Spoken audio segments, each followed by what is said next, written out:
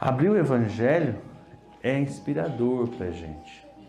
Claro que quando a gente fala dos orixás, dos guias, a gente está falando dos 4 elementos, da natureza, que é isso que a gente está aqui, ó. Sente a terra, sente o pé na terra, né? A casa, aí a gente vai pensar assim, essa é a verdadeira casa, né? É o verdadeiro terreiro. A gente tem inúmeros irmãos religiosos que moram numa cidade de pedra. Às vezes o pai de santo, onde ele está, é um sobrado. Como que ele vai pisar na terra? Então a gente também tem que respeitar tudo isso. Agora a gente tem a oportunidade de estar na terra. A gente tem a oportunidade de estar no chão. A gente tem a oportunidade de entender que a Umbanda é a simplicidade. É todo mundo de branco para a gente poder equalizar os nossos sentimentos. Mas se a gente pode estar com uma roupa marrom ou com uma blusa que não seja branco e você entender que toda essa equalização e a simplicidade está na nossa alma, no nosso coração, é sinônimo de evolução. A gente precisa ter maturidade que a simplicidade tem que estar na nossa alma, né? E a gente não é porque você tem um anel de ouro na mão que você não é simples. Não é porque você tem uma pedra preciosa no pescoço, não é porque você... E aí a gente começa também a diferenciar as pessoas. Então a gente precisa ir avante. A simplicidade é a simplicidade dos orixás. Os orixás não guerreiam, os orixás não se demandam. Quem faz tudo isso somos nós humanos. A Umbanda nasce, sim, ela é direcionada através de Zélio de Moraes, lá em 1908, dentro de um centro espírita, assim. Porque não tinha, ele já tinha ido para vários lugares. Seus pais eram um jovem de 17 anos, que aparentemente perturbado. Todo médium ele tem uma sensibilidade, todo artista ele tem uma sensibilidade, uma inspiração. Toda pessoa traz, né, às vezes uma certa... A mediunidade, o sensitivo. E aí, se você não trabalha tudo isso, como a gente diz, ou se você não se doutrina, não estuda, não se desenvolve, vem um desequilíbrio. Mas ele não, ele nasceu médium, né? Ele já veio preparado. E aí foi em benzedeira, foi em rezadeira, foi no padre, no médico, e ninguém diagnosticava o que passava, né, com Fernandino Zélio de Moraes. E aí ele vai até um centro espírita buscar ajuda, os pais não sabiam mais o que fazer. E aí ali manifesta seu 7 encruzilhada. O que acontecia naquele dia? Era uma sessão espírita, né? E é bem comum a gente ver lá também o Evangelho baseado no Espiritismo. Como se eu abro essa Bíblia, é uma Bíblia evangélica. A gente vai encontrar as Bíblias católicas. A gente precisa agregar, por isso que a gente fala Umbanda universalista, a gente precisa agregar. O ensinamento ele pode vir através de Buda, desde que eu abro para entender que Buda existiu e ele também foi um grande avatar, um grande mestre, assim como Jesus. Jesus é a nossa referência, que é Oxalá. E aí, essa casa também nasceu em 96 no estudo do Evangelho que a gente fazia em casa. Abrindo a Bíblia e fazendo o Evangelho. E um dia começa a Caboclo da Mata a manifestar. Então, por isso que a gente tem, dentro dessa casa, como ritualística, a gente abrir a Bíblia e trazer a mensagem. Sempre procurando uma linguagem universalista. Uma linguagem para o nosso dia. Então, é bem comum a gente abrir o Evangelho e comentar. E claro que quando a gente fala da gente. Eu não estou falando aqui nada para ninguém, estou falando para mim. Porque quando a gente fala, esses dias uma grande amiga nossa da casa, guardiã dessa casa, Dona Luísa, teve em terra, e ela disse assim, deixa falar. E eu não esqueci isso. Ela falou, deixa falar. Quando o outro fala de você, ele fala mais dele do que de você. Quando nós abrimos a boca e a gente fala da gente. Então, cuidado quando a gente abre o Evangelho. Alguns dizem assim, mas eu não entendo, eu não compreendo. Faz uma oração antes. Faz um Pai Nosso, que você sabe, a oração que você aprendeu. Eu gosto de trazer sempre o Novo Testamento, que é a passagem de Jesus em terra. É a passagem do Cristo com a gente. Hoje a gente está aqui celebrando Xangô. Hoje a gente está aqui pedindo a bênção de Xangô nas nossas vidas. Na nossa casa a gente sincretiza com São João Batista, a gente reverencia também São Jerônimo. Xangô, dentro dessa história do santo, talvez é um dos mais sincretizados, assim como Dona Iemanjá, que é quase todas as santas. Moisés, né, e a gente vê muito nos altares aquela imagem sem o leão, é uma imagem de Moisés. Moisés trouxe o quê? A tábua dos 10 mandamentos, né, o ensinamento. A gente pensar, às vezes, na justiça e falar das leis, é interessante a gente pensar como isso que soa para você. Porque a gente pensa sempre na justiça para o outro, né? E quando a gente pede ajuda para Xangô, a gente está pedindo a benevolência para aquele que é o rei. A história de Xangô é isso, ele governou, ele viveu, basta a gente jogar aí na internet, pesquisar, que a gente vai ver que existiu a história de Xangô. E ele governou a cidade. E ele governou, para você governar, para você, não é a cadeira que você se coloca. Os grandes mestres, os grandes administradores que passaram pela nossa vida, eles não eram grandes para a gente porque eles tinham cargo, mas sim pela autoridade moral que eles traziam. E Xangô tentou e lutou para ter esse equilíbrio no seu reinado. E foi um dos melhores governantes naquela época. Eu, pensando nisso, né, trouxe uma mensagem. Eu podia estar falando dos 10 mandamentos, que ainda é muito presente na nossa vida, mas o que eu queria enaltecer assim, sempre que a gente lê a Bíblia, tira o fanatismo, tira a interpretação ao pé da letra. São Jerônimo foi o primeiro, e aí que a gente também vai pensar nele, que traduziu o Evangelho à Bíblia, e ele levou 35 anos para traduzir a Bíblia. A Bíblia foi escrita 300 anos depois que o Cristo já tinha passado pela crucificação. Então a gente precisa buscar a Bíblia como mensageira, que é um livro sagrado que a gente põe na nossa mesa para dar força, que a gente põe na nossa cabeceira da cama para te dar equilíbrio. É uma conexão com o sagrado. Mas a gente deve interpretar à luz do novo mandamento, segundo aquilo que eu vivencio hoje, segundo aquilo que eu estou precisando hoje. Aí a importância da gente fazer oração antes. Eu trouxe aqui em Êxodo, capítulo 23, onde diz assim: a justiça deveres com os inimigos. A gente sempre vê o inimigo como adversário, né? Alguém que não nos quer bem. Não admitirás falsos rumor, não pactuarás com o ímpio para seres testemunha falsa. Não seguirás a multidão para fazeres o mal, nem te inclinarás num processo pela maioria indo contra a justiça. Nem ao pobre distinguirás em sua causa.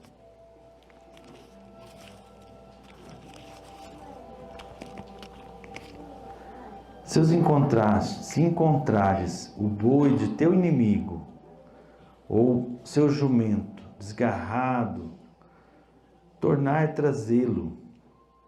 Se o vires o jumento daquele que te aborrece, caído debaixo de sua carga, deixarás de ajudá-lo. Ainda pouco tempo atrás, algumas décadas, os animais eram muito usados no trabalho, né? No dia a dia. Então, quando ele fala aqui, é aquilo que todo mundo, a maioria já presenciou, o jumentinho, o animal, trabalhando. E aí, se você vê esse animal desgarrado, perdido, né? Mas ele pertence ao seu inimigo, o que você vai fazer? Vai deixar ele ali? Ou se ele está debaixo, né? Sofrendo, você vai deixar de cuidar deste? Quantos já presenciou às vezes uma cena de um animal que se acidentou e está embaixo da carga, de uma carroça que virou? E aí, o que tu vai fazer? É o jumentinho do seu inimigo. Você vai deixar ele ali agonizando ou você vai acolher? Não perverterás o direito de teu mendigo em seu pleito, de palavras mentirosas tu te afastarás, e não matarás o inocente e o justo, porque eu não justificarei ao ímpio. Não receberás suborno, porque o suborno cega os que veem e perverte as palavras dos justos. Não angustiarás o estrangeiro, porque vós sabeis como é a alma do estrangeiro, visto que estrangeiros foste na terra do Egito. Todos nós estamos chegando em algum lugar. Todos nós estamos chegando. Muitos de nós saímos da nossa terra e fomos para outro município viver, construir vida. Muitos de nós migramos para outros lugares, né? Nosso país é um país abençoado. A gente abraça todo mundo de todos os lugares. Essa mensagem é para que a gente tenha equilíbrio. Quem são os nossos maiores professores? Quem são os melhores pais, as melhores mães? Né? É preciso um equilíbrio de tudo isso. A gente não precisa ser humilhado pelas pessoas, mas a gente precisa entender que cada um está num processo. E o outro só é meu adversário, meu inimigo, enquanto eu coloco ele nessa posição. Na Umbanda a gente aprende muito isso. Você está dando força para quem não tem força. Caboclo da Mata diz uma coisa tão simples. Se você está indo na estrada, tem uma titica de galinha. Todo mundo sabe que é uma titica de galinha, né? E você pisa nela, o que acontece? Aí não precisa responder, só você pensar. Você pisou nela, o que acontece? Se você a vê e você limpa ela, o que vai acontecer? Ou se você a vê e passa e deixa ela para trás, o que acontece? Muitas das vezes a gente alimenta demais o que a gente não precisa. Os nossos ditos inimigos, muitas das vezes nós não conhecemos eles de verdade. E a gente já coloca uma muralha na frente e uma defensiva. E eles vice-versa. Mas é o ladrão que ensina que a gente tem que colocar uma trava melhor na casa, né? Quando a gente perde algo, a gente fala, poxa, precisava ter cuidado melhor. Quando invade a sua casa, né? E você lembra, poxa, eu tinha sido orientada a colocar uma fechadura diferente. Que a gente procure esse equilíbrio, essa astúcia, essa ajuda e entender que tudo que nos ocorre é para um bem maior. E a gente precisa talvez entender o perdão das coisas, né? E a gente alimenta e a gente fica guardando isso no coração. E às vezes, algumas pessoas ditas nossas inimigas, elas eram até nossas amigas. Eram nossos irmãos de sangue. Estava com a gente em muitas batalhas, trabalhava com a gente, trabalhou com a gente. Foi sócio durante alguns anos, casado durante alguns anos. E como que a gente continua sendo inimigo de uma pessoa que você morou junto? Que você teve sociedade, você construiu coisas, né? É mais ou menos isso quando ele fala no Evangelho. Como você não vai acolher esse jumentinho caído? Quando a gente faz isso, a gente abre a abertura para ver outras coisas. O perdão, eu acho que ajuda muito a gente a entender o outro, mas aí a gente pensa muito no perdão para com o outro, né? Mas é com a gente. É a gente se perdoar. É a gente perdoar aquela criança que não foi acolhida, que está dentro da gente. É a gente perdoar as nossas deficiências. Xangô fala muito de nós sermos quem nós somos. Para viver o dia de hoje, é primeiro a gente aceitar onde nós estamos. A pedra, ela é simplesmente uma pedra. A pedra é um dos símbolos de Xangô, um dos pontos de força de Xangô. Quando a gente acende uma pedra, se a gente acender em casa, tiver uma pedra e pôr na pedra, é bem melhor você acender às vezes a vela de Xangô em cima de uma pedrinha. Ou uma pedra, né? Mas a pedra não é só essa rocha firme que é Xangô. A pedra é contida nela um dos elementos que a gente mais precisa para viver, que é a água. De onde nascem as cachoeiras? As nascentes. Muitas rochas. Quem já viu às vezes numa rocha surgir uma cachoeira? Só você jogar aí na internet você vai encontrar. A cachoeira que nasce lá no alto, dentro de uma rocha. é as águas mais puras. Quando a gente pensa na água, a gente vai pensar na emoção, no sentimento. Os filhos de Xangô, ao contrário do que todo mundo pensa, são grandes pais chorões também, grudados, né? E aí eles apaziguam. São João Batista foi talvez o evangelista mais amado por Jesus. Xangô é um grande protetor. Hoje está aqui pedindo essa bênção. Não é só pedir o nosso equilíbrio, é pedir a nossa firmeza para a nossa caminhada espiritual. Xangô governava porque ele queria a melhora do seu povo, mas ele fazia cumprir a sua missão. Ele era o rei porque colocaram ele como rei e ele tinha uma trajetória. E cada um que está aqui hoje sabe que tem uma trajetória maior na Terra. Não nasceu só para respirar, para namorar, que é gostoso, para se alimentar. Como é gostoso comer, né? Como é gostoso saborear coisas gostosas da vida. E aí todo mundo pensa em Xangô e falar, Xangôs são namoradores, comilões, né? Isso é coisa do homem, da humana. Isso é nosso. O orixá não está limitado a isso. Xangô era namorador, olha lá, 3 damas lindas, né, no altar. Roubava as mulheres de todos os outros orixás. Isso são intãs, são lendas. Era outro tempo, era uma outra cultura, né? Yansan vem no caminho de Xangô para trazer essa força que ele tem. Quem estava no trabalho terça-feira, tinha acho que mais de 400 pessoas, tinha 80 filhos na hora que começou, tinha já 260 filhos, a Graça está ali, pode me confirmar, distribuída na hora que começou o trabalho. Terminou o trabalho, deve ter passado 400 pessoas na casa. Mas segundo o relato de vários filhos, o trabalho foi um equilíbrio a noite toda. Xangô é isso, é essa força. Mas não é a força de músculo, de vírus, né? É a força da pedra, o chão, a machadinha. É o corte. Yansan vem na vida de Xangô ajudar ele a cumprir essa caminhada, trazendo essa força para ele. Aí as águas de Oxum, que eu falei agora há pouco, que vem na cachoeira, a doçura, a sensibilidade. Obá, talvez foi a que mais ensinou coragem para Xangô. O ato de você tirar a orelha, um dos itãs que todo mundo fala, que ela corta a orelha para, né, encantar Xangô, a gente já aprendeu que todo sacrifício é um ensinamento. As filhas de Obá, e são poucas as filhas que realmente os filhos que traz Obá, que é um orixá que vive na correnteza, no encontro das águas.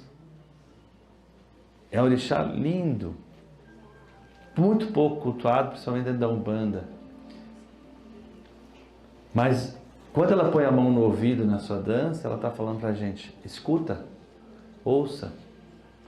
O símbolo de tirar o ouvido, não é que ela deu o ouvido para Xangô. Ela está falando para a gente, escuta, ouve. Obá, para mim, é a que mais fala de coragem, né? Ela, se você vai buscar a lenda, a história dela, as armas que ela utiliza, só você imaginar quais são os peixes que vivem na correnteza. Tem que ter força, tem que ter coragem. Então essas Yabás, elas não vieram para Xangô porque ele é namorador. Elas estão com Xangô para ele trazer essa mensagem para a gente. Um ensinamento. Não há justiça se não tiver amorosidade, doçura, né? Precisa ter compaixão também. Não há justiça se você não tem coragem, se você não tem atitude. Essas Yabás estão no caminho de Xangô, porque elas fazem parte de toda a construção. A gente precisa evoluir, a gente precisa ler os itãs, mas assim como a gente lê a Bíblia, sem ser fanático naquela mensagem. E estudar. Faz 28 anos que eu estou na Umbanda, e eu não sei nada ainda. A gente precisa continuar estudando. O mistério da religiosidade. A gente ouve muito assim, os mistérios, os fundamentos.